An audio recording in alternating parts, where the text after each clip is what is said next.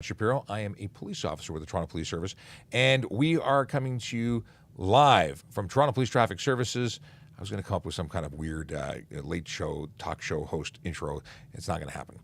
Today is the 22nd of March. We're talking about a whole bunch of things today. First off, I want you to know that we are broadcasting all over the place. We are currently on TikTok. Our largest audience is there. We are on Instagram Live, YouTube, Twitch, LinkedIn, Facebook, and Twitter. I say and Twitter. I'm leaving Twitter to the end because they're not able to get us questions. And the reason that's important is anyone watching, except for those of you on Twitter, can currently interact. You can ask questions. We can give you answers. We're talking. It's a conversation. And if you've got questions, please use the Q&A function on Instagram or on TikTok. That will make sure that I see it. If you're just chatting in the comments, I won't see it. In the chat, though, we do have magical moderators. They are there trying to keep it classy, make sure that your questions get answered. That's what they're doing. They're volunteers, not paid members, so please be kind. If you're going to be spamming or being rude, you're going to be asked to take a walk.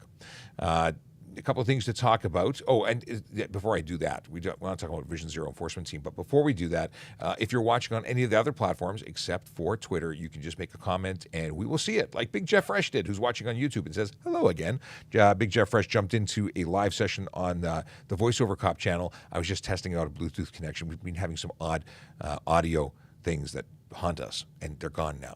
And now that I've said it, it'll probably come back. Anyway, Vision Zero Enforcement Team, they are the dedicated group of officers who go out and try and change driver behavior one ticket at a time. They do that in the city of Toronto based on the information that the big brain people, analysts, give them. They tell them what divisions and what communities and corridors are the ones that need attention. And they go to different areas every day. Today they are in... where are they today? 31 Division and 42 Division, but that might not mean anything to you. So what does it mean? Well, if you are more familiar with your neighborhoods, because that means something to people, Black Creek, Jane Heights, Downsview, Malvern, Agincourt, Rouge, Scarborough, it's Scarborough. You know, if you live there, we're there to help you today. Now, that doesn't mean we're not there to help you any other day. It just means that we're augmenting the already good work done by officers in those divisions to try and make those roads safer. What are they looking for? They're looking for the big four. That's the driver behavior that most often leads to serious injury and death on our roads. That is speeding, aggressive driving, distracted driving, impaired driving. Those are the things that are hurting people. Those are the things that we're trying to change. Listen, we don't want anyone to do anything that's illegal because that's illegal. But if we accept that certain things are going to happen, our focus, or at least that team's focus, is the stuff that's going to hurt people. Okay. Ryan Pinn, g'day, sir. He says hello there. He's also coming in from YouTube. YouTube's a popular place, and it's good for us. We're almost at 1,000. If you don't already follow us, and if you're watching on Twitter, what a great opportunity. You can follow us on Traffic Services Toronto Police. That is the channel name. That is where you go to be able to interact with us for this next hour. We're going to try and get as many questions answered as possible. Forgive me if you ask a question that's already been spoken about. I might refer to, or suggest you come back and watch the rerun when it's done. We're going to try and get through as many new and unique questions as opposed to answering the same thing 5 times. But we appreciate that it's like 680 News. People jump in, jump out, jump in. So you may be coming in and the question that you want to know the answer to is already being asked. Very often, if you ask, I shouldn't say very often, if you ask a chat question or a question in the chat, moderators, unpaid, not police officers, will be answering your question. If you ask it in the Q&A function, that's where I'm going to see it. I think we've covered all this. Now, something else to talk about. It is, what is it? It's National, what is this? It's National Impaired Driving Prevention Week. We talk about this every year. Impaired operation, it's a problem. Now, Public Safety Canada talks about a whole bunch of different things. They talk about, impaired by drug, impaired by alcohol, impaired by fatigue, distracted driving. All of these things are important. All of these things are dangerous. We put up a post this morning talking about cell phone use in particular, being distracted. Is it a form of impairment? Well, it's not impaired by drug or alcohol, but you're not driving. You're not paying attention. Does it lead to collisions? Absolutely. Now, the National Impaired Driving Prevention Week runs from March 20th to the 26th. So we'll be talking more about that as we go. I wanted to also talk about last weekend. So we had St. Patrick's Day last week. It was Thursday. We had the parade on Sunday. And, going back and looking at statistics, how many people we arrest for impaired operation, I don't think we did that badly. And I mean that by no one should drive impaired.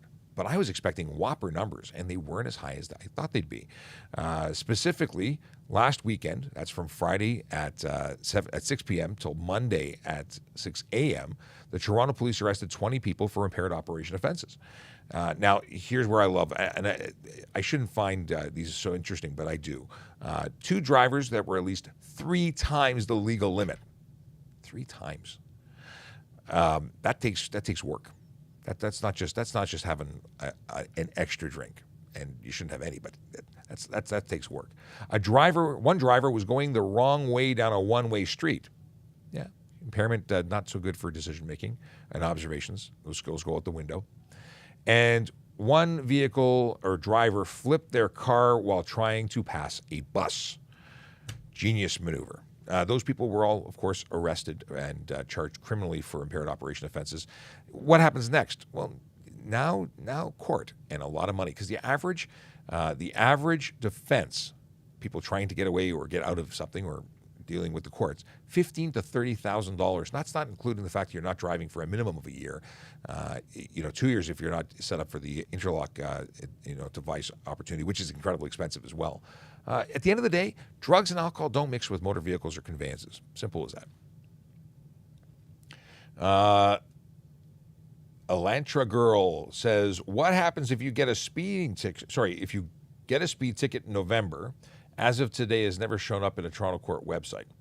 So you got charged, nothing's shown up in the courts, and you've never been mailed anything. I would follow up with the courts and find out what the story is. Hopefully you still have your ticket number and they can figure that out. Obviously, there were major delays as a result of COVID.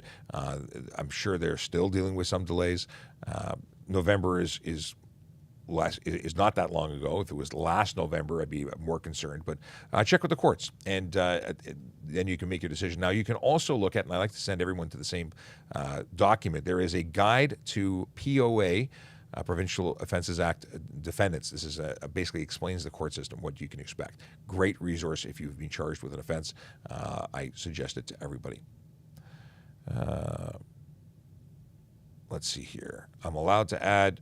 What is this? Am I allowed to add a big wing to my car? Big wings, whale tails, things that the 80s should have kept.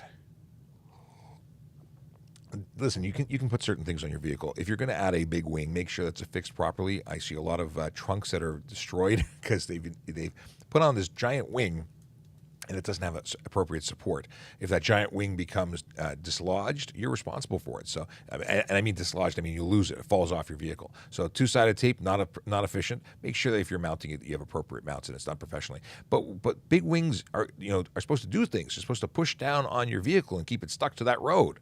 Well, if it's not adjusted properly, or if it messes with the dynamics of your vehicle so much so that your vehicle becomes less safe, you may be in a very in a bad spot when you get into a collision, and then the sciencey people and investigators look at it and say that you were responsible, you lost control because you put a big wing. So be careful. Make sure that if you're making changes and they're for aesthetic purposes to make it look cool, make sure that it's also doing the right thing in terms of design. But yeah, you can put a wing on it. Just it may not be a good idea. Ticket for driving in someone's blind spot. Well, are you actively working to hide in people's blind spots? How exactly? Just being in blind spot, the person making the lane change or a maneuver is responsible to make sure it can be done safely. They need to check their blind spot, so you don't get a ticket for being in their blind spot. At least, not that I can't think of any charge that would apply to someone just being in a blind spot. Again, the person making the movement is responsible to make sure it can be done safely. Don't hang out in people's blind spots, though. Be aware of where you are in conjunction to other people. Don't sit in the blind spot, because you're probably going to get into a collision. And while you may not be charged for it, you're still going to have a wrecked car and a bad day at the office. What if I'm driving with an airsoft rifle in the back? If you are traveling with an airsoft rifle, airsoft being a toy gun, it shoots a projectile, but the projectile travels at less than 500 feet per second, at least if it's legal, and it's not a firearm. If it does shoot projectiles beyond 500 feet per second, or 500 or more, it is a firearm, even if it's shooting plastic pellets. So how do you transport one? Well, they look like real guns, so don't have it in view. Have it in a carrier, in a bag. In the trunk would be ideal. We had someone who took it through a crowded subway, like in their hands. How do you think the police responded? With guns drawn. That's how they responded. So it doesn't matter if it's visible. You expect to be pulled over by police and possibly arrested at gunpoint until we determine that it's not actually a gun. These are things that are obvious to some and not to others. Yeah. Okay. Tips for a young driver going for their G test. These are great tips, and Ryan Pinn, who's a driving instructor, will probably concur. He may have even made these suggestions. It could also have been Scott Marshall, who's also a driving instructor, both magical men from Happy Land. Now, advice: get good sleep. Sleep is important. Go to the bathroom before you go to the test. You don't want to have distractors like doing the pee-pee dance while you're trying to concentrate on making sure you do everything you need to do to pass.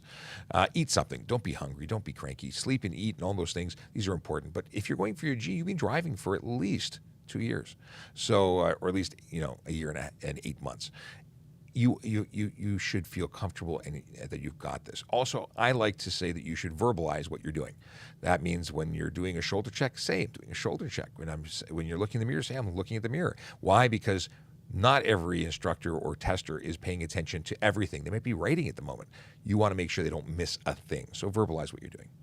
Hey, I'm going to interject here. There's a lot of spam in chat. Can you please address this question?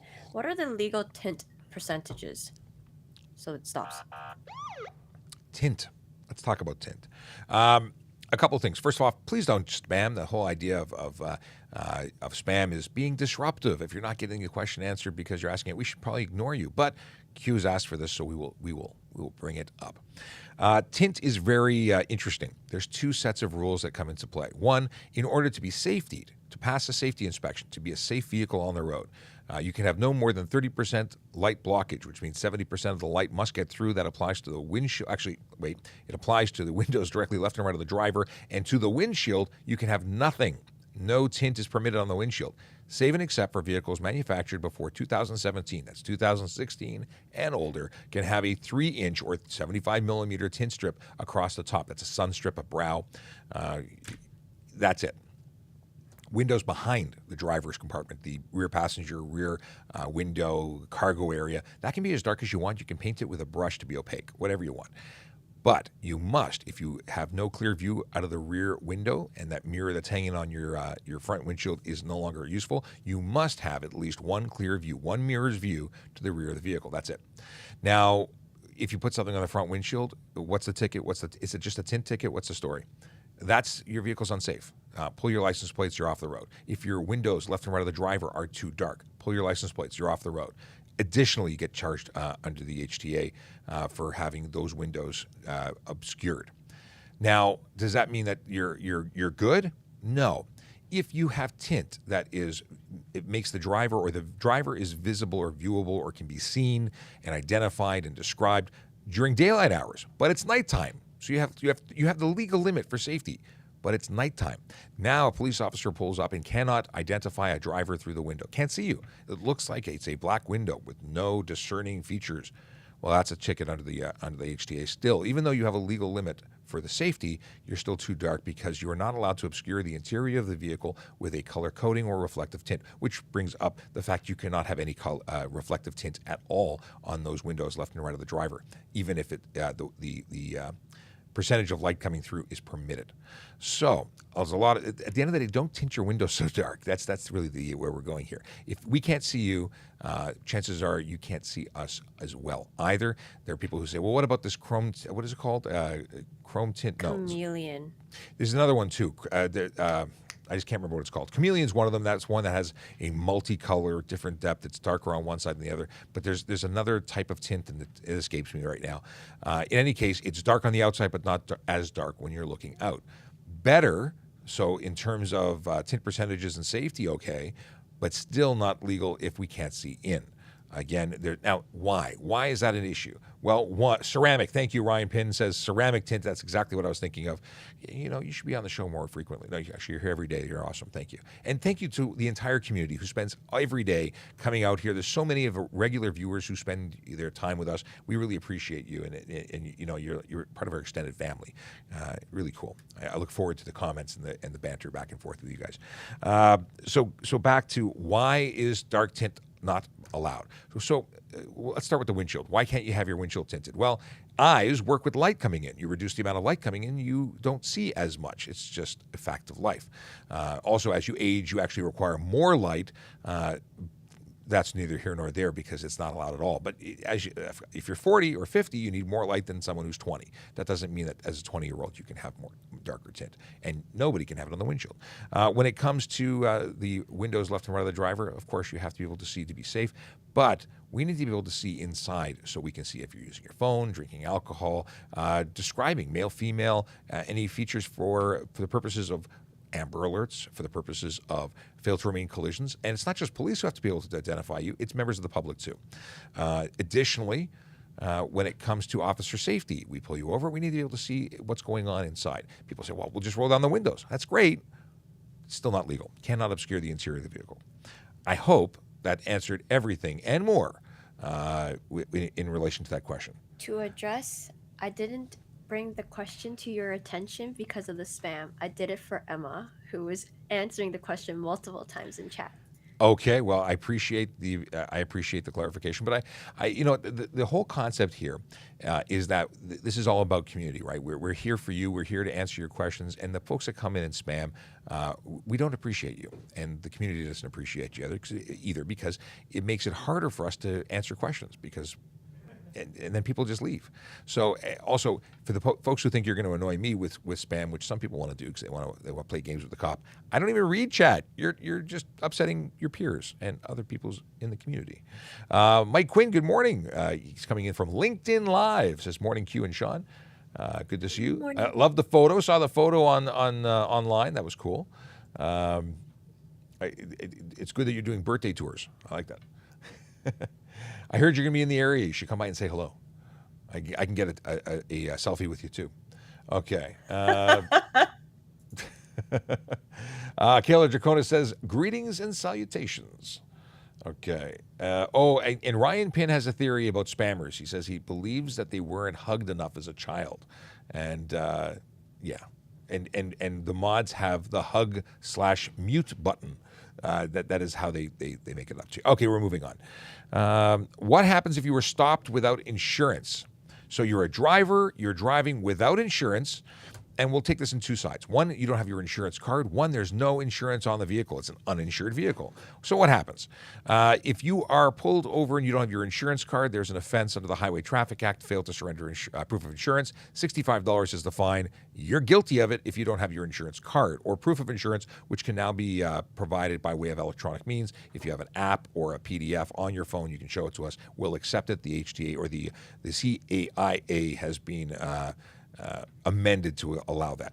However, ownership and driver's license must be the proper documents accepted. Actual driver's license for driver's license and either an original or a true copy, which is a photocopy of both sides of your ownership document. Now, if you don't have insurance on the vehicle because no one wants to pay for insurance on a vehicle because it's expensive and you think that's a good way of saving money, ooh, man, that's going to cost you. So that is going to cost you $5,000 to $25,000 and up to 6 months in jail. It could be either or both, and just generally a really bad idea. The example I always give is a friend of mine was involved in a collision when we were in high school. He was driving a company vehicle that belonged to his father's company. His father's company was paying insurance to a con artist who was providing fake insurance slips. Unknowingly, they were not insured, even though they were paying money on a monthly basis to pay for insurance. Why is that important? Well, when he was involved in a collision, he was not covered despite the fact that he was a victim of crime. And I think the $250,000 or so that he had to pay came out of his pocket regardless. So don't drive without insurance, period. Okay. Are harnesses legal? Depends what you're talking about. If you're talking about a 5-point harness, a racing harness, they are not street legal. At least 99.99% of them are not street legal. I say that because there may be some that could be, but the vast majority are not. They may be perfect for the track. They may be certified and acceptable for the track.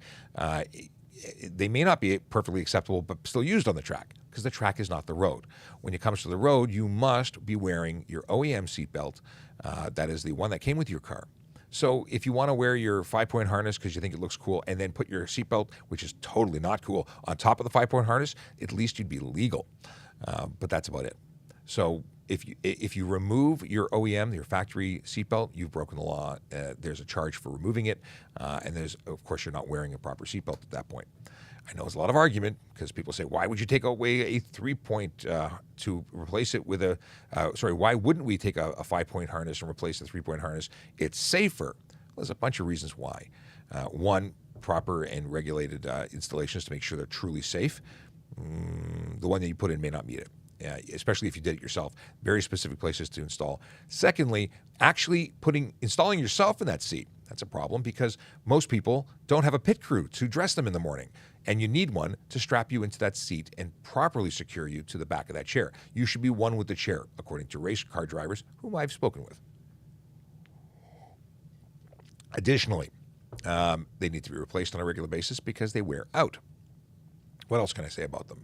Also, if you're involved in a motor vehicle collision and you crash, because that's what a motor vehicle collision is, when paramedics arrive to try and cut you out of said vehicle, they're looking for one strap to pull, not multiple straps. So you're delaying the amount of time or increasing the amount of time that it takes to get you out in the event of a fire or other life-saving procedure. Okay. What is this? All right. I'm not sure where this is going, but I'm going to totally ignore that Ryan Pin comment until I can clarify its meaning. I went through a yellow and got pulled over for it. I wonder why that was. Let's break this down. Green light means go. Red light means stop. And yellow light, it means stop. It does not mean go faster. It does not mean go through. It means stop. However, there's that little add-on. It means stop unless unsafe to do so. So if you are approaching a yellow light and it is reasonable for you to stop, you're expected to stop. If you fail to do so, you would get a ticket that has the same impact as a red light ticket. So it's amazing how many people drive and do not know that yellow means stop. It's very disappointing, in fact. Okay.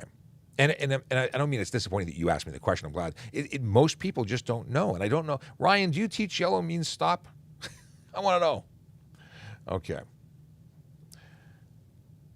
Do you chase motorcycles? Do motorcycles need to be chased? The answer is sometimes. Any chase, whether it be a motor vehicle that has 4 wheels or 2 or 3 or more, a chase means increasing the risk to the public, and we have to weigh every pursuit accordingly. And there's multiple people involved in a pursuit. It's not just the driver of the police vehicle. It is everybody on the radio and the supervisors and so on. You become front page news in terms of the police radio. You're the most important thing happening at the moment, and because it is high risk. So very often, chases don't occur for minor offenses. They don't. You know what we do? We got your license plate before we press the button because we have these great high-definition cameras that record it, and we just wait for you at your house. And if we don't get you a house or you have fake plates or you got to wait, you know what? We'll catch you next time. But it's not that's not an invitation to run because more often than not, there's things called police radios, and descriptions go out and we stop you later. So at the end of the day, if you're going to break the law, you do so making a choice, and the consequences are yours. They're your prize for making bad choices. Let's see here. This is a really good question. Can you enlighten viewers as to exchanging information when they're in a collision? So if you're involved in a motor vehicle collision, whether you are in a motor vehicle, a bicycle, you are part of that collision, you have an obligation to exchange information. You got to provide the other people your information and vice versa. The deal is that if you don't, there's charges that come with that. Now, something I've been meaning to talk about, we have a new option in the city of Toronto for pedestrians and cyclists who are involved in collisions. Now, historically, let's start there. If you're involved in a collision and it's just 2 vehicles and there's no injuries and there's the driver, actually even if there are minor injuries, if the drivers or passengers aren't transported, there's nobody who's transported by ambulance to hospital, that's a situation where it can go to a collision reporting center. Now there's a minimum requirement to make it a reportable collision if it's $2,000 or more, you have to legally report it to police. Under that, you don't. However, you may still want to. But if no one's transported by ambulance to hospital, if it's not involving a pedestrian or cyclist, those are things that can go to a CRC. If it is involving a cyclist or pedestrian, and everyone's staying on scene, then I say everyone. If the cyclist and pedestrian stay on scene, because sometimes people leave, and that could be the driver in a fail to remain situation, police will attend. Toronto Police will still attend those scenes and do the report on site. If, however, the cyclist left or pedestrian left and wants to report it later, or didn't realize it was so serious and wants to report it later, or just didn't feel like waiting, that's a situation where that too can go to a collision reporting center. But historically, or at least up until very recently, you had to go to either the north or the east reporting center. And if you were in downtown Toronto, that wasn't very convenient. Now there's a new program. ACCsupport.com is the website, and you can start a report online. You start the report for pedestrians and cyclists online, and then you can come to 9 Hannah, which is the building I'm in. That's traffic services. And in our lobby, there's a single station there where you can complete that report that you started online, and you're done. You don't have to go anywhere else. Afterwards, you're done. So only cyclists and pedestrians for this location, but it's a really cool option, being a far more accessible location. And and of course, you needed that information that was provided by the driver. This is going back to that question, circling back to Rafiana's question about the fact that people have to exchange information if involved in a collision. Hopefully My turn. Okay. I'm going to drink water. It, though, but mine is going to be quick, okay? Dory? That was the question? Hey, my name is Sean Shapiro. I'm a police constable with the Toronto Police Service, and I go live on social media answering your traffic and police questions. We do it Monday to Friday, 10 a.m. to 11 a.m. That's a new time. We were doing it 9 to 10. Polls said that you preferred later, so later it is. And we're going to keep going at this time until something changes, but hopefully this is the better time. Let's see here. So this is the follow-up to my question from Ryan Pinn, the driving instructor, who's from Nova Scotia, by the way, or in Nova Scotia. I guess from and in Nova Scotia. Are you from Nova Scotia? Okay, moving on. And I think it's funny when I had asked him if he teaches yellow means stop. And the response is, and I think it's funny when I stop my student at a yellow and they say, I could have made that. It's all about interpretation. And oddly enough, everyone seems to think they got enough time until they don't. But when I'm watching, if you are at a distance that you could have stopped safely, but you're before the point of no return, you should have stopped. Here's the question, okay? Okay. Do cyclists have the same rights as drivers riding on the sidewalk? No walk signal, but green light. I'm sorry. Why are cyclists riding on the sidewalk? That's the big question. Cyclists are not permitted on the sidewalk unless they're under the age of 14 in Toronto. Other jurisdictions may be different, but in the city of Toronto, it is a bylaw. You cannot ride on the sidewalk, so you got no rights on the sidewalk. You're not allowed to be there. Children can ride on the sidewalk. It's safer and better. But it used to be based on diameter of tire. That was a long time ago. That's no longer the case. But yeah, you still have to get off your bicycle to go through a crosswalk. So I don't know what rights we're talking about. Do you know what rights we're talking about, Q? No. All right. Maybe we can rephrase the question from the questioner. Let me know more what you were going with it, because I do want to answer your question. I just don't know where to go with it based on the way you asked it. Okay. Can I drive with my G1 if I'm a good driver?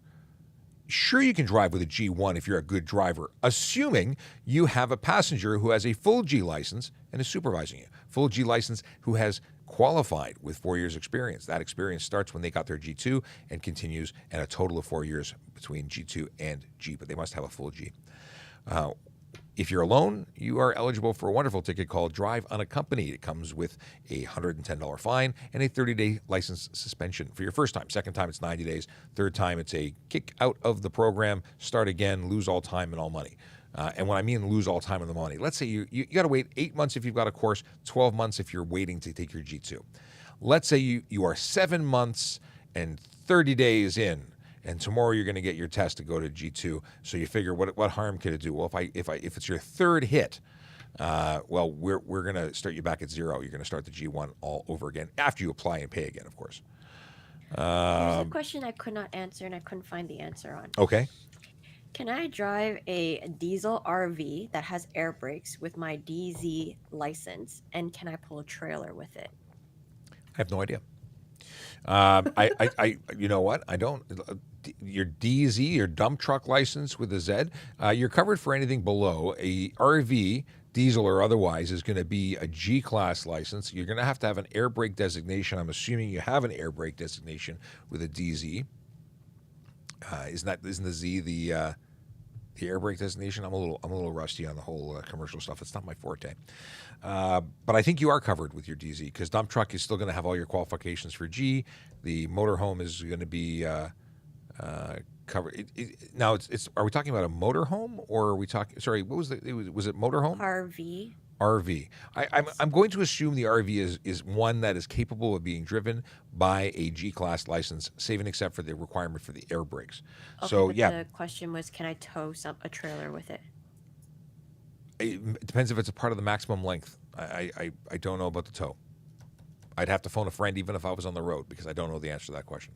So I'm sorry that I can't give you a better one. At least I got part of it. I just don't know the towing part. Trailer would depend on the weight and the length of the car. Right, so you have an overall maximum length for towing. I mean, I see buses that have stuff, but I don't know if it's covered for under the. Yeah, I don't know. I don't know, but I am writing this down. Do you know what's the maximum? What's the length of his RV? That's going to be the question. But you could read that out in the chat right there, the width and the height and the Oh, da-da-da-da. you sent it to me? Oh, that part? So maximum width of a vehicle is 3.7 meters on a 2-lane highway and 3.85 meters on a multi-lane highway? Or is that width of... Is that the... Okay, and length is no greater than 25 meters for a combination of vehicles and 12.5 meters for single vehicle. Height maximum... I never understand what this means. I mean, I understand what it's saying, but I can't visualize how big a vehicle that is. So we're going to move on. But I do want to get you some information. If you do me a favor, DM me, and we can get back to you on that. Because I do want to deep dive. This is the whole thing. I actually want to know the answers. I just don't have time to go further down the rabbit hole than I already have gone.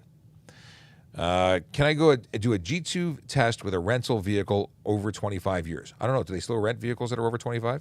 Ba-dum-bum. So... Yeah, if you're able to rent a vehicle, there's nothing prohibiting you from using a vehicle that is rented as long as it's safe. And most rental vehicles are in good condition. So I think you're okay there. But yeah, you can use rental vehicles or borrowed vehicles, or you can arrange to, with a driving instructor, to use their vehicle for a test. Lots of options. Sean Chen says, good morning. Okay.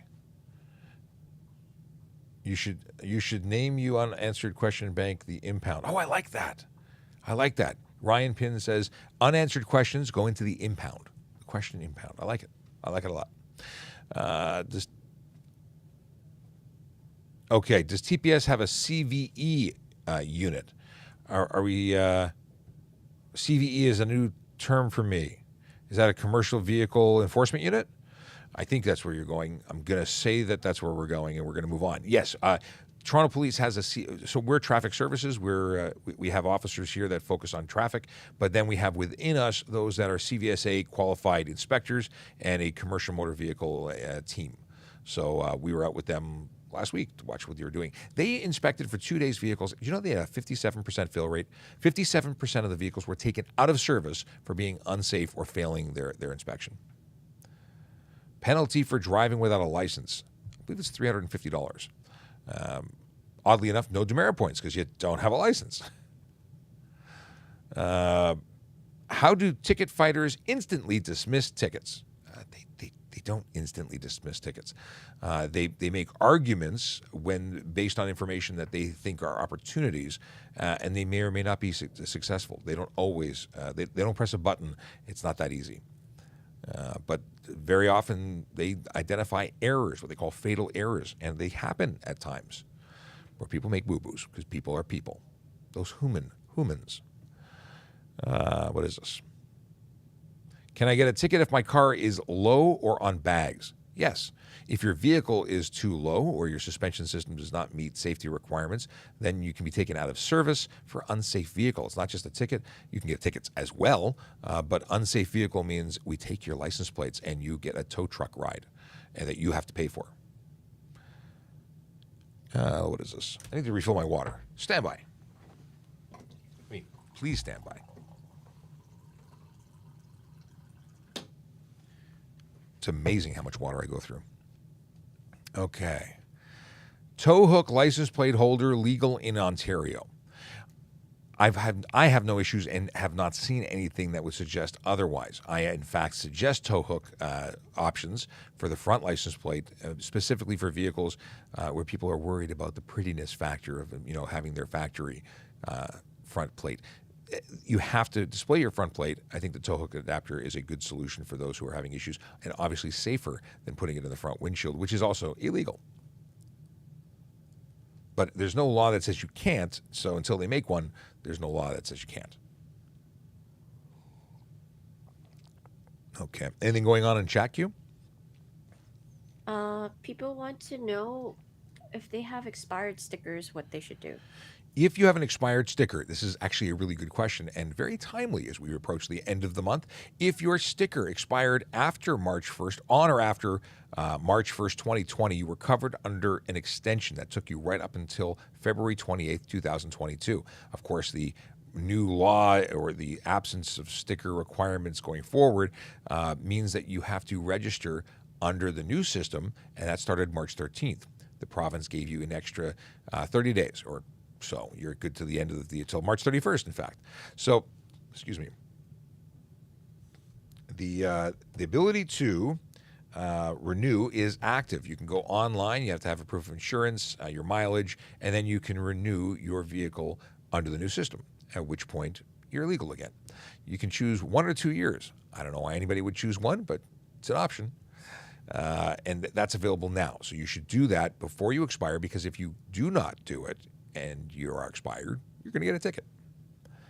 Okay. Are you allowed to have pets in the front? In the front of what? You can have them in the front seat legally, not on your lap, not interfering with your ability to drive, because that would be one of two charges, either careless or drive while crowded.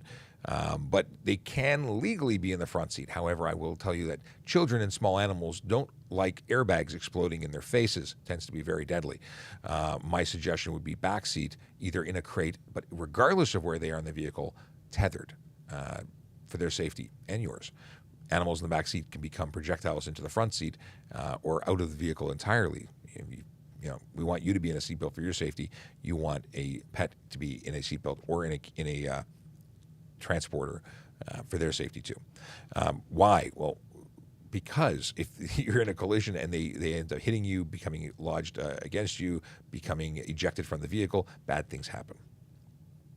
Okay. Good morning, Kingston, Canada. From Kingston, Canada, Cordell Beaudry says hi. Well, hello, Kingston. We have friends in Kingston. If you're watching on any channel, please like and share. If you're on Instagram or TikTok, you can tap that screen until your fingers go numb. It helps the algorithm know that we're magical. If you are sharing, it's because you're actually giving us the best reference you can possibly give. Over 20 people have shared this live so far on TikTok. I can't see how many people have done it on Instagram. Anybody who shares it, I really appreciate it. You can, of course, do that on any of the other platforms we're on. That includes YouTube, Twitch, LinkedIn, Twitter, Facebook. Now, Twitter can't ask us questions because they're currently broken. But follow us, subscribe on whatever channel you're on. And, I completely forgot to talk about this, podcasting.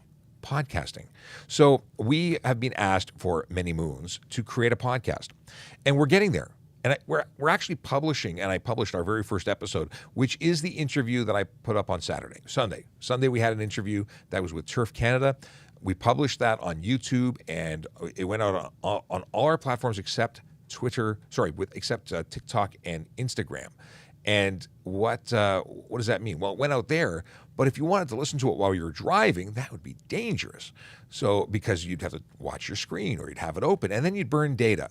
So we've created TPS Traffic Jam. TPS Traffic Jam is the name of the podcast. We will be rebroadcasting interviews and making them available as single episodes. If you follow us on any of your or your favorite podcast apps, we're on the podcast app from Apple. We're on Spotify. We're Anchor is the host, so you can get us through Anchor. You can watch us or listen to us anywhere. Now, it'll download and sync to your phone automatically if you follow us. And as new episodes, which should be at least once a week for a full episode, maybe we'll have some updates that come up in between shorter episodes, tips and things. Got some great content, some great folks that we're going to be interviewing over the next little while. And additionally, we're going to create, or I say we, I don't know who we is. I will be taking the best of our live sessions. So going through and creating creating updates where we break down the live session and chop it up so that the best of go into a single episode, which will then go out as an episode. Yeah, podcasting. Follow us. TPS Traffic Jam. You can search by it for me too. Q, what's up? I was actually just about to leave as a joke. Well, thank you. We've got a question coming in from YouTube. Is that the question that we're talking about, Q? From Frank Zhang. Okay. I got one from Tracy, too. Tracy came in from LinkedIn. I'll get to yours in just one second. Frank Zhang says, hi, I have a G2 license and I own the vehicle. If I accompany a G1 driver to practice test, what penalty do me and G1 get if we're pulled over? Well, Frank, the fact that you're asking means you know that it's against the law. You can drive them there so they can take their G2 test, but you cannot let them drive because you're not qualified to supervise. I'm looking at this, at your question, and this is the direction I look at YouTube questions, which is, I look at this question. Anyway, yeah, you can't do that. You can drive them there. They can use your vehicle for the G2 test, but you cannot let them drive because you need to have 4 years experience and a full G license. Now, if you got your G license tomorrow and had 4 years as a G2, you would be then qualified to supervise because the clock starts when you get your G2. But that's it. So, Frank, don't do it. They would get a ticket for drive unaccompanied. You would get a ticket for permitting a driver to drive in violation of their conditions. So you'd both be charged if I was the guy pulling you over, even though you're a follower of the show. And I appreciate you. So don't break the law. Okay. Tracy Bell says, I just renewed and they actually don't ask you for proof of insurance. They do, however, ask for your driver's license plate number and permit number from the ownership and the vehicle's odometer reading. I found that strange. Online, when I went, I thought it asked for my policy. I'd have to go back. I haven't actually done the renewal. I started the process, and my understanding is they are doing live updates of your insurance. So maybe they're taking your old information and just verifying status, because my understanding is they do have an ability with all your information. So if nothing changed and you're still showing insured, maybe they're just accepting it. But if its status in their system changed to uninsured or unconfirmed, maybe they'd be asking for it. So I don't know. But my understanding is they are checking insurance status on a live system now. If I mod my car, do I have to let me insurance know?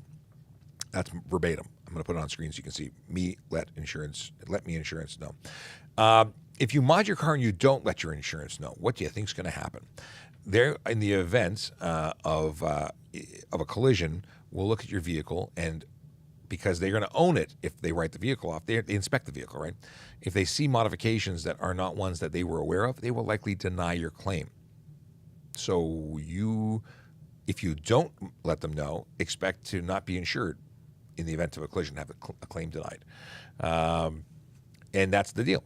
So yeah, you should. It might mean an increase to your rates. It might mean they might not want you to be insured under their company anymore. However, it's way better than doing some changes and then being told that you're not covered.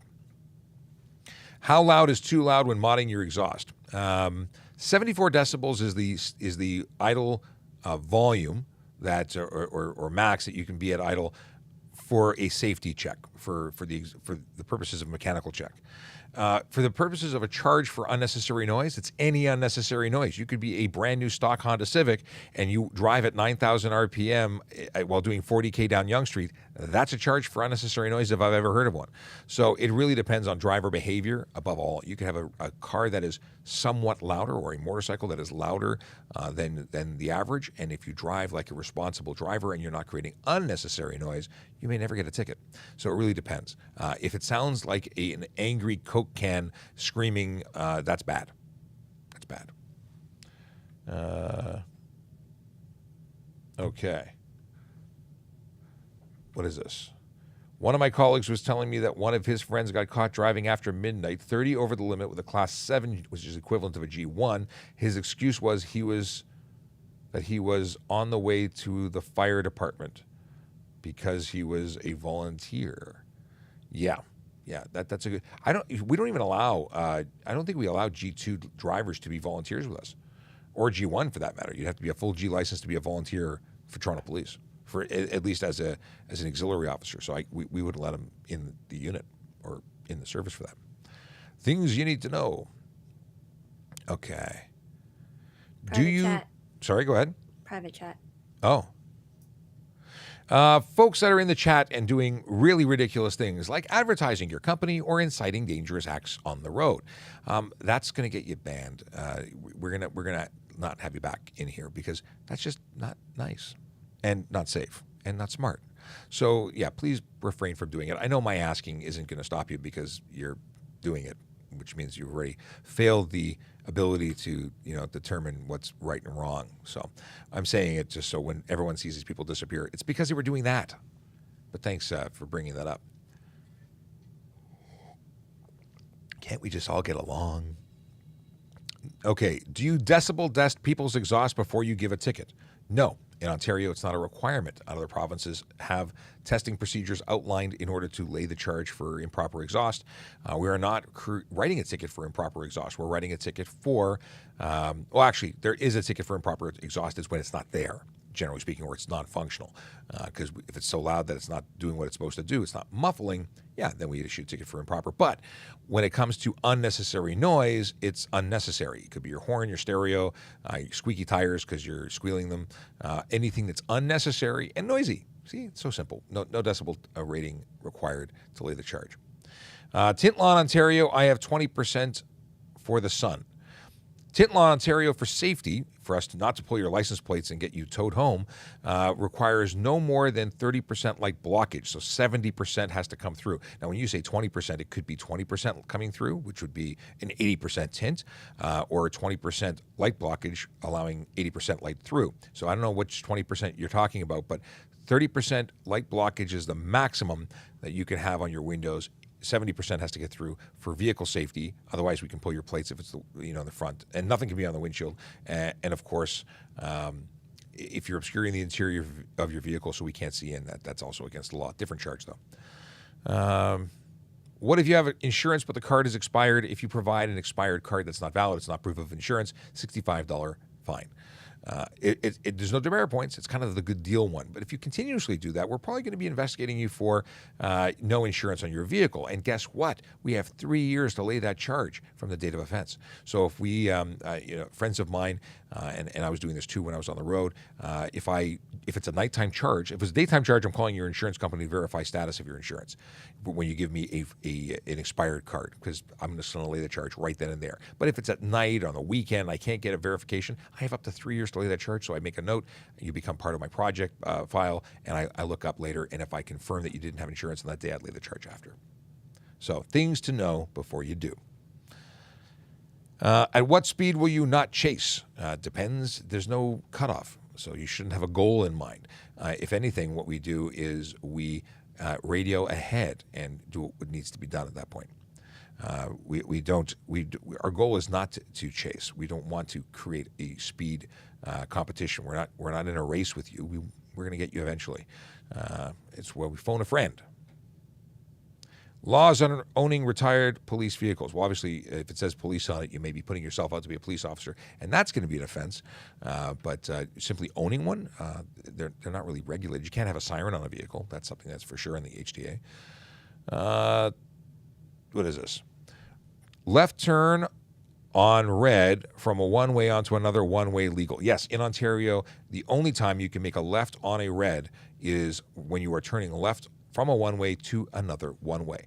Otherwise, it's only right on red that's permitted in Ontario. And everyone's going to have different rules. Every province is going to have to, you need to look. You need to look at those. And Tracy, you're very welcome. Okay. What can classic cars get away with versus new cars? Well, if the classic car was, if it was a vehicle that was shipped without, like manufactured without seatbelts, then you don't need seatbelts. If it was manufactured without exhaust systems that are or like a muffler, then you don't need to have a muffler. But that's because it was a classic car manufactured that way from factory. And as Q brings up, right on red is only illegal where it's signed, or unless it's signed otherwise. So there are intersections where signs say you can't make a right on red. Obviously, signs have authority and change the standard rule of right on red being legal in Ontario. Okay. Can I use a photocopy of an insurance slip? No, you may not. But you can use electronic copies now. So if you have either an app from your insurance provider or a PDF copy, that is permitted. Photocopies, however, are not permitted. What happened with the license plate stickers? The law done changed. That's what happened. They're no longer required. However, you still need to go onto the ministry website and renew online. It's the invisible renew with no pay, no fee, but you don't have to have it on there anymore. Now, I would leave it on until you've renewed. So if you are eligible to renew and invalid until December, keep your sticker on till then. But if you go online tomorrow and renew, and you can renew for free in advance of your expiry date, because I am not until later this year, and I went online and it was totally going to let me do it. So at the point that you renew, I think you can safely remove the sticker, but I wouldn't do it before then. Let's see here. What's your province inspections like? I'm in New Brunswick. I have no idea what you mean. Province inspections for vehicle, province inspections for driver's license. What kind of inspections are we talking about? And I wouldn't know the difference between yours. I don't even know. Are we talking about for commercial motor vehicles? I've already stated I am not a commercial motor vehicle guy, but I do want to do an episode with them. We've been talking about it a lot. It's a hot topic, so we'll bring some folks in and do an episode. We'll do an interview. We'll make a podcast. What is the fine for stunting? Well, there's no set fine for stunting. There's a range. The range is for the first offense. I think it's $1,000 to $10,000. Comes to it with a 1 to 3 year suspension. And of course, at the moment, at roadside for stunt, you're going to lose your vehicle for 14 days. You're going to lose your license for 30. And that's before it ever goes to court. That's instantaneous. So you get to pay for the towing, you get to pay for the impound fees, you get to pay for everything. Stunting occurs, or is deemed to have occurred, if you exceed the speed limit in a area that has a speed limit under 80 kilometers an hour. If you do 40 kilometers over that posted speed limit, you're stunting. If you're in an area that has a speed limit over, or 80 and over, then 50 kilometers over the speed limit is stunting. Anything 150 period, regardless of where you are, regardless of what the speed limit is, that's stunting. If you intentionally drift, or if you do donuts, if you break traction intentionally, those are stunting. It is a ton. If you jackrap at start, so it's not an advanced green, it just turns green, and you hammer that gas and make a left turn in front of oncoming traffic, that's stunt driving. There's a ton of things that are stunt driving. Okay. Sean Chen wants to know, if sirens aren't allowed, can you have a modified horn that, like the one that police cars have? So, excuse me. If you have a air horns are not directly illegal, but the siren function can't even be on the box that controls it. And it shouldn't sound like a police vehicle. If it's being misused to sound like a police vehicle, you might find yourself in a problem, because there is some wordy word stuff, legalese, that suggests that an air horn that sounds like a police horn could be an issue.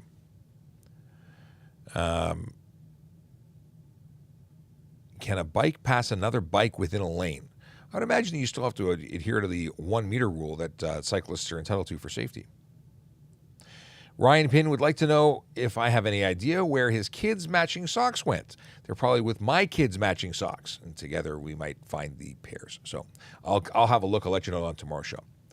By the way, tomorrow's show, it's Wednesday, and we have an extra large episode again because we're doing a 25-minute segment with Jerry Agar on News Talk 1010. That's where, so we'll be starting at 9:30. The first 30 minutes is going to be Jerry Agar. We'll have some questions that we take from whoever's in the room here with us on TikTok, because he will have phone in and text in questions from his listeners.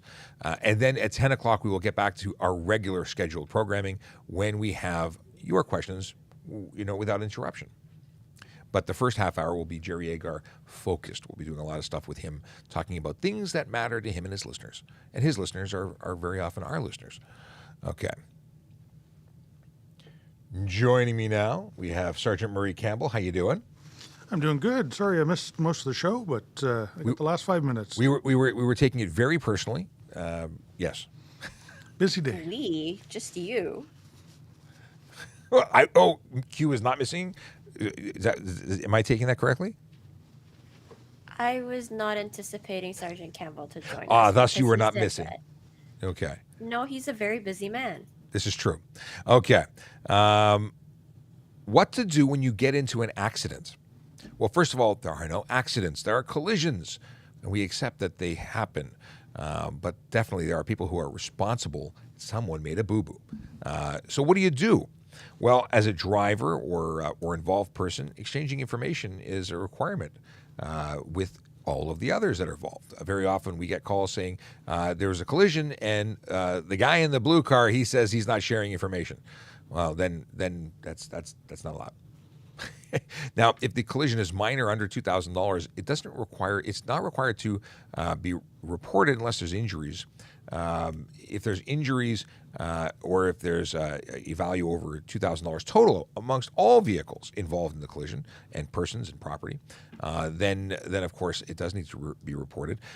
You can exchange information. You can individually, in most cases, go to collision reporting centers. If there are injuries involving people who have been transported to a hospital, police will attend and do the collision report there. If it's involving pedestrians or cyclists, we will come and do it there.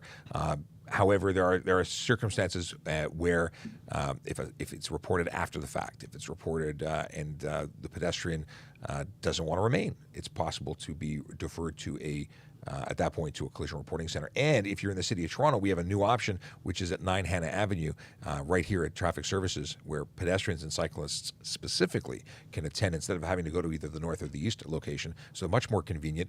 And there's an app. You go to www.accsupport.com, and there's an app where you can start the report at your convenience and then just complete it in person. So lots of cool stuff happening if you're a cyclist and or a pedestrian. I think that's really awesome. Ryan Pinn brings up a good point. What does he say? Sergeant Campbell would know the answer about the RV with the DZ license. He would know that. Yes. So the question was, if they have a DZ license, they are driving he specified diesel RV. Yep. And he wants to know if he can tow a trailer. With air brakes. He has air brakes. So, all right. So obviously this is a diesel pusher, which is a converted bus. You do not require a bus license for it because you're not transporting passengers. You do have to follow the weight restrictions that the vehicle is registered for. So when you're registering it with the Ministry of Transportation, you have to have all those weight restrictions covered, or else the vehicle can't be on the road. For driving it itself, if you have a DZ, you have to follow what is allowed by your DZ license. If you have a Class G license, there are exemptions for overweight and over length recreational vehicles, camping vehicles. Would their DZ kick in, or because if they have a DZ, they also have all the benefits of G? That's correct. So they'd be able to carry more on a trailer. They would not be limited. I believe it's 4,600 kilograms. I think you're right. So they may have the ability to carry more as long as it's lawful and that trailer is able to be on the road. So and then we get into the maximum length of combination vehicles and things like that. So I think we covered it, but you've clarified, and you said diesel pusher, which is cool. I don't know, it just sounds cool.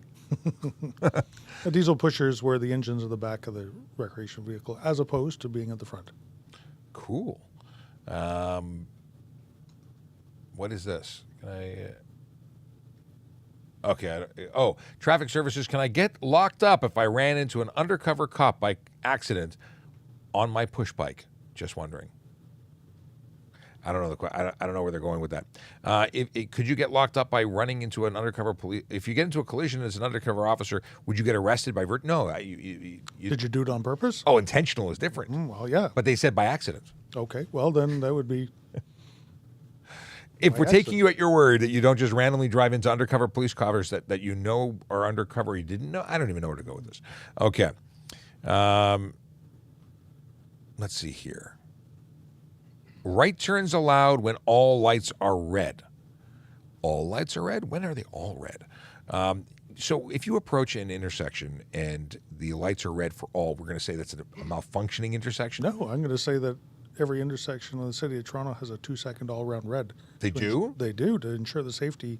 Before the light goes green for the opposite direction, 2 seconds? there's a 2-second all-round red. I think some are broken.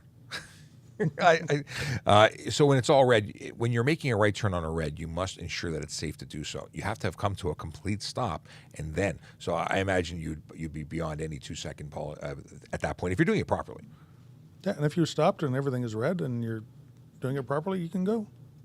We just said goodbye to Instagram, our 1 hour. This is how I know we're not verified yet on Instagram, because it cuts off after an hour. So how do we get verified? We applied, but they're Instagram. And they don't like us? We have to wait. We don't know. All right. They may not have accepted our application. And if you know, you should all write emails to Instagram complaining about us, that the fact that we're not verified. You could be fake. I could be fake. Yeah. I'm not me. Let's see. Will we have to get a safety every year now? I don't. So this is a question that comes up. A lot of confusion surrounding Ministry of Transportation and the shift to not requiring safety, renewal stickers and fees associated with those renewal stickers. So the question is, do I have to get a safety now every year? And I don't believe that's going to be the case. There was something that just came out, and I saw it on the ministry's website, to do with vehicle safeties. Really? And I'm not sure that I remember exactly what it was. I don't want to give out incorrect information, but Incorrect information is bad. yeah. We choose not. You know what? We'll look into it. Maybe we'll talk about it again tomorrow when we do our 1.5 hour show, because we're doing the Jerry Agar Show at 9:30, and then 10 o'clock we'll continue doing our thing here. In the meantime, you can look it up in the. We'll look it up. We'll have more information, because you know what? If you're asking, Jerry Agar is going to ask too. Are red tinted fog lights illegal? Yes, they would be. You cannot project forward any color other than white or yellow. Although we don't see very many yellow lights anymore. It's just not popular. In the 70s and 80s, every fog light was yellow. Fog lights, yeah. Yeah. Now it's driving lights. Yeah, there's just no yellow ones. I have seen a couple of cars that have modified it, and their headlights are yellow. Perfectly legal. I don't necessarily. Ryan says that question goes in the impound, because he says that any question that we can't answer must go into the impound. He's dubbed our lot of unanswered questions the impound. I like it. I like it too. I like it. I'm kind of the impound. And he is the impound sergeant. So between we'll consult the impound, and let's see here. Oh, somebody has questions about particular flags. I think that's interesting. Let's see here. Gardner versus the 401. Who has the worst drivers? I don't know if they're the same drivers. They just got off the 401 and went to the DVP and the Gardner. Yeah. Highways in Toronto are different from provincial highways. The width of shoulders, things like that. The Don Valley Parkway. The Don Valley Parkway in particular has no shoulders. It's a tough highway to get to if you need to get there in a hurry as an emergency vehicle. And the road's blocked. Oh, for us getting, but in terms of I think the question drivers, was the quality of drivers, and I put up a poll. The poll is you can choose red for Toronto, because why not, and sad face for 401. Who's worse? DVP Gardner drivers for red, and which is the happy face, or 401 drivers for sad face, just because we didn't press the button today, so I got to make use of the poll. Unfortunately, there's bad drivers everywhere. Well, that's the truth. But interestingly enough, I think people, this is tied up. This is 13-13. I think everyone, I don't know. I think it really just goes that it is exactly the same, the same drivers everywhere. But I like seeing the poll. I think this is the coolest feature that I have that is being underutilized because I don't have real justified uses for it. But this is fun. Okay, happy As faces we're are winning out. waiting, Yes, while we're waiting. do I have the right to remain silent when I get pulled over? There's certain information you have to provide. If you make a demand for license ownership and insurance, you have to provide that physically. Verbally, no, I don't think you have to. There's no communication beyond that. We ask questions. Do you have to answer them? No. If it changes into a criminal investigation, then you have the right not to incriminate yourself. I will say this. There is certain information provincially that you are required to answer. Should you get into a collision, you're required to answer certain information. In a very, I think this is more of a general question. Yep. But yes, if you're involved in the collision, things change. And if you don't, would there be a charge for not communicating certain information? I've never run into a situation where I've had to delay or have an issue. If I was never satisfied with the identification that was given, I can ask some following up questions. And now failing to answer those ones would not satisfy me that your identification is correct and could end up where you're arrested. Yeah. Yeah, because failing to identify or refuse to identify could, in that situation, result in arrest. So, but are you required to speak? No, it just means that the consequence might be arrest. You know, and it all depends on the circumstances. And that's nothing is simple. Yep. It all depends on the situation. But if we were just stopping you to talk to you, do you have to answer our questions? If we say, where were you, where are you going? That's not stuff that you have to answer. If we have basic conversation with you and you're choosing to be less talkative, maybe that creates suspicion. Maybe we start wondering, and maybe we look at other things. But that's not to say you have to. It just means that we might become more curious. Let's see here. How to make turn onto road with bike lanes. How to make a turn onto a road with bike carefully. There's a lot going on, and cyclists are in that lane and have a right of way. You're making a turn. You have to make sure that turn can be done safely because, again, you're responsible for anything you do, especially in a turning motion. But you are really responsible for everything you do. And when you're turning in anywhere around cyclists, you know they're there. You're saying that they're there, so you're aware of it. Know that a lot of cyclists, this does not make them less responsible legally, but know that a lot of cyclists don't know the laws of the road. They don't know they're even responsible for rules of the road. So some of them aren't paying attention. Some of them are. Some of them are really switched on. We have a fantastic riding community in Toronto, and they will let you know when you make a mistake. Yes, they will. Yes, they will. So when turning, don't turn into the bike lane. Yes. It's the only circumstance where you are not required to turn into the lane closest to the curb because you cannot occupy the bike lane. You can, where allowed. So in situations where there's hash marks on the line that divides it, now there's no rule for crossing a line in law, but where there's no sign present. But there is an understood egress route. So when they put those hash marks, it's to identify areas where you were intended to pinch the curb to make a right turn using the bike lane at an intersection. But truly it is confusing because we have many different types of bike lanes throughout the city of Toronto, and knowing how they all work, they're all different. Or many of them are different. Bike lanes, cycle tracks, all those things. Sharrows. Yeah. Yeah, and the way that, although there may be more than one cycle track or more than one bike lane, and at every intersection could have been designed slightly differently to just confuse you. Yep. Common sense. Yeah. Okay. We are at time. We're actually 10 minutes over. I'm looking for one last question that just piques my interest because you know what? There's things here that we've not gotten to, and I want to get to them, but we just don't have time. What is this? What is the minimum motorcycle license requirement? It's an M1. What's requirement? You have to be 16. So are you talking motorcycle, moped, low speed? I don't even know. I chose this one because I saw a motorcycle and I went, he is cool, but I don't know what the answer. I don't know what the question is. Three-wheeled motorcycle? So yeah, it depends because there are a lot. Even there are bicycles that aren't bicycles because they qualify as motorcycles because someone put an engine on them. There's a lot of things going on. I don't know what your question really was, so I should know. I guess the most basic one to get would be your learner's permit, which would be an M1, or you could get an M1 with conditions. That would be a learner's permit for maybe a 3-wheeled motorcycle. But wouldn't an M1 just be an M1 until you get your? I don't believe so. I think the conditions are, and now we're speculating. I think the conditions are that if you take your G2 and you get it on a 3-wheel and you don't plan on taking M2? M2, thank you.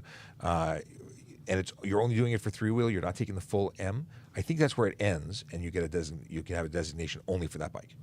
I think, but right. I'm not sure. Okay, that's it. What is this question? Do you ever try teleprompter challenges? Did you ever get into radio work, and was it your first choice? Okay. How did you get into radio work? Well, I'm not on the radio, not really. Okay, so this is actually a really good one. I have done some teleprompter challenges. They are interesting. I got into this position as a social media and media relations officer by accident. It's the only time I get to say the word accident in relation to a collision. I was a member of the motor squad. I was involved in a collision on duty, and as a result, I was taken off the road. I wasn't able to perform my duties because I was injured. I started doing things in social media that have blossomed into live streaming like I am doing right now, and I do appear on the radio by way of TikTok. So Jerry Agar on News Talk 1010, their producers reached out to us and said, you know what, we like what you're doing. We'd like to put your audience and your questions and with our audience and get more of a reach in Toronto. So that's what we do. They simulcast our TikTok feed on the air, and vice versa. We get them on our feed so that our audience can hear and well, they can't see them, but they can hear them. So it's really cool. Was radio my first choice? No. I always wanted to be a police officer since watching Chips as a kid and having a 3-wheeled electric bicycle toy thing, Power Wheels. I've been a police geek for a very long time. That's it. That's all. That is all the time we have. It's been a blast. Please follow us if you don't already do. We'll be back tomorrow, 9:30 on TikTok, where we join Jerry Agar on News Talk 1010, followed by a full hour of Q&A right from 10 to 11. So we'll see you tomorrow. I put the music on. Bye, everybody. It's a blast. It has been a blast. It is always a blast. Okay, bye-bye. We got some Australian flags from number 2 BS guy. Who's asking silly questions. Can the police go code 3? Let's see here. These are things we'll talk about later. These are good things for tomorrow. All right. Bye, folks. Bye, Brian. Bye, Brian. Ryan became Brian when I said bye, Ryan. 2 words together. See ya.